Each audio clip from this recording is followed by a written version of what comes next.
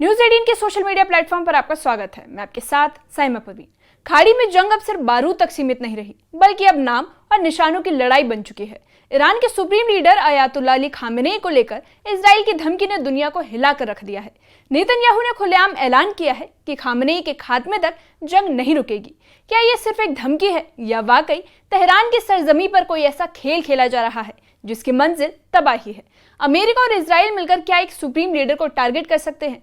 क्या ईरान के safe house और सीक्रेट बंकर भी अब महफूज नहीं रहे? और अगर हमला हुआ तो इसका अंजाम क्या होगा? आइए आसान जबान में समझते हैं क्यों और कैसे अली खामेनेई की जान पर खतरा मंडरा रहा है और इसके पीछे कौन कौन सी ताकतें अपना खेल खेल रही हैं। दरअसल इजरायली प्रधानमंत्री बेंजामिन नेतन्याहू ने एक बयान देकर पूरी दुनिया को चौंका दिया। उन्होंने साफ कहा कि युद्ध अब रुकने वाला नहीं जब तक ईरान के सर्वोच्च लीडर अली खामेनेई को खत्म नहीं कर दिया जाता। नेतन्याहू का यह दावा, ये कार्रवाई युद्ध को खत्म करने के लिए जरूरी है। ये वही अंदाज है जो इजराइल पहले भी दिखा चुका है। इजराइल ने अपना दुश्मन तय कर लिया है, उसके नाम पर मोहर लगा दी है और अब उसके मौत की साजिश रच रहा है। लेकिन अली खामेनेई कोई आम आतंकी सरगना नहीं, वो एक मुल्क के सरबराह हैं जिनकी एक पुकार पर पूरा ईरान सड़कों पर उतर आता है। ऐसे में उनकी जान को खतरा सिर्फ जंग नहीं बल्कि एक भूचाल की तरह देखा जा रहा है। अमेरिका के राष्ट्रपति डोनाल्ड ट्रंप ने कनाडा में G7 शिखर सम्मेलन से अचानक लौटकर साफ कर दिया कि अब मामला सिर्फ राजनीतिक नहीं रहा। ट्रंप ने कहा कि ईरान के पास कभी भी न्यूक्लियर हथियार नहीं हो सकते। हमने बहुत कुछ खोया है, अब डील नहीं जंग चलेगी। अमेरिकी डिफेंस सेक्रेटरी B2 बम वर्षक और बंकर बस्टर बम के जरिए हमला का संकेत दे रहे हैं। ईरान के फोर्दो न्यूक्लियर सेंटर को निशाना बनाया जा सकता है, जो कंक्रीट के नीचे बना एक बहुत ही सुरक्षित अड्डा है। अब आपको बता दें कि ये जंग अब दो देशों की नहीं बल्कि सुपर पावर की भागीदारी वाली वैश्विक टकराव में बदल चुकी है। इजराइल के प्रधानमंत्री बेंजामिन नेतन्याहू ने कहा कि जब तक खामेनेई की रहनुमाई खत्म नहीं हो जाती तब तक ये जंग खत्म नहीं होगी। ये बयान सिर्फ एक धमकी नहीं बल्कि एक राजनीतिक इरादा है।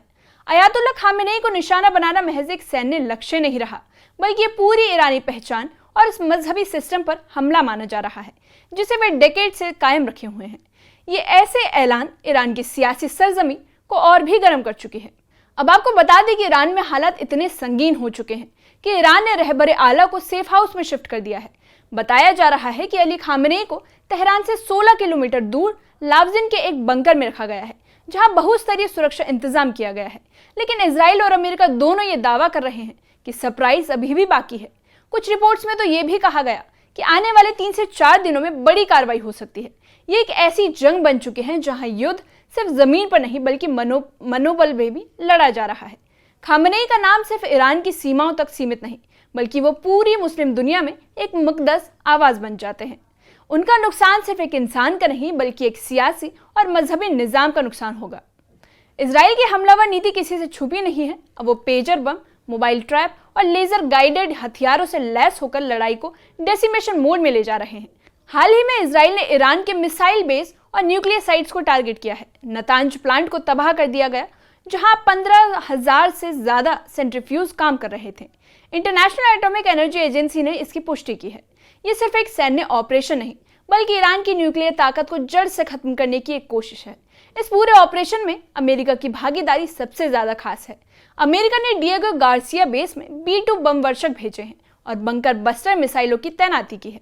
ये सब कुछ एक संकेत है कि अगर ईरान न झुका तो इस बार लड़ाई उस सीमा को पार कर जाएगी जहां इंसानियत भी शर्मिंदा हो जाए। ईरान के टॉप मिलिट्री कमांडर्स का एक एक कर सफाया किया जा रहा है।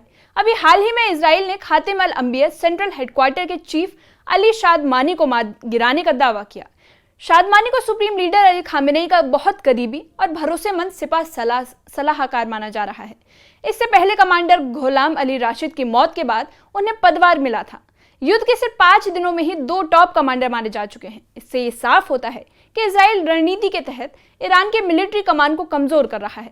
लेकिन अब सवाल ये उठता है कि क्या इससे ईरान की हौसला अफजाई रुकेगी? रहबरे आला की मौजूदगी ईरानियों के लिए एक तरह से जज्बाई शहादत बन चुकी है।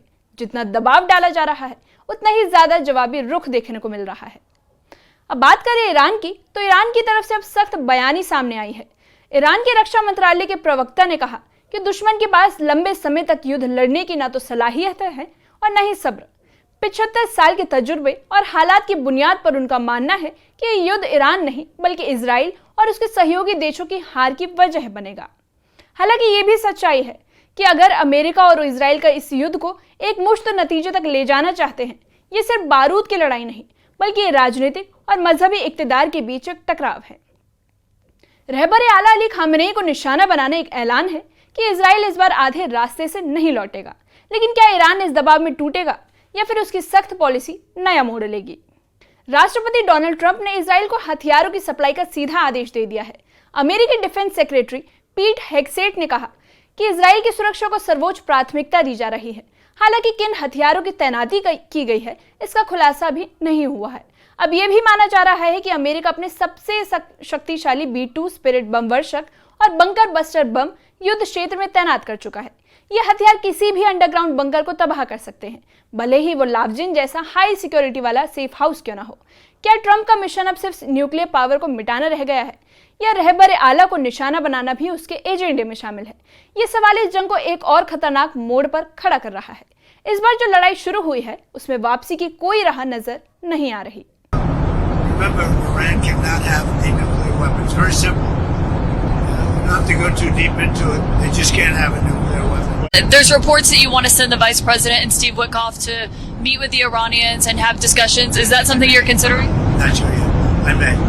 Depends on what happens when I get back. What specifically is better than a ceasefire? What are you looking for here? An end. A real end, not a ceasefire. An end. रूस के राष्ट्रपति Vladimir Putin इस मामले में नए twist ला रहे हैं। Putin ने ईरान को बातचीत की पेशकश दी है और यहां तक कहा है कि वो यूरेनियम का स्टॉक रूस को सौंप दे ताकि युद्ध से बचा जा सके। पुतिन की कोशिश है कि जंग को रोका जाए और मध्य पूर्व को न्यूक्लियर तबाही से बचाया जा सके। मगर क्या ईरान इस प्रस्ताव पर अमल करेगा या फिर उसे एक चाल समझकर नकार देगा? रूस की दखल अंदाजी से अमेरिका बेचैन हो चुका है। रूस ईरान के साथ खड़ा है और यही वजह है कि पश्चिमी गुट में तनाव बढ़ता नजर आ रहा है। अगर रूस ने सैन्य हस्तक्षेप किया तो यह युद्ध दो देशों से निकलकर पूरी दुनिया में एक महायुद्ध का चेहरा ले सकता है। और इस टकराव में अली खामेनेई का वजूद सिर्फ एक इंसान नहीं बल्कि संघर्ष की पूरी पहचान बन जाएगा। इजराइल का सबसे बड़ा हमला नतांज न्यूक्लियर फैसिलिटी पर हुआ है। वहां करीब 15,000 सेंट्रीफ्यूज काम कर रहे थे, जिन्हें इजरायली मिसाइलों ने तबाह कर दिया है। IAEA यानी इंटरनेशनल एटॉमिक एनर्जी एजेंसी ने इसकी पुष्टि भी की है। यह हमला सीधे तौर पर ईरान के न्यूक्लियर प्रोग्राम को सालों पीछे धकेलने का माना जा रहा है।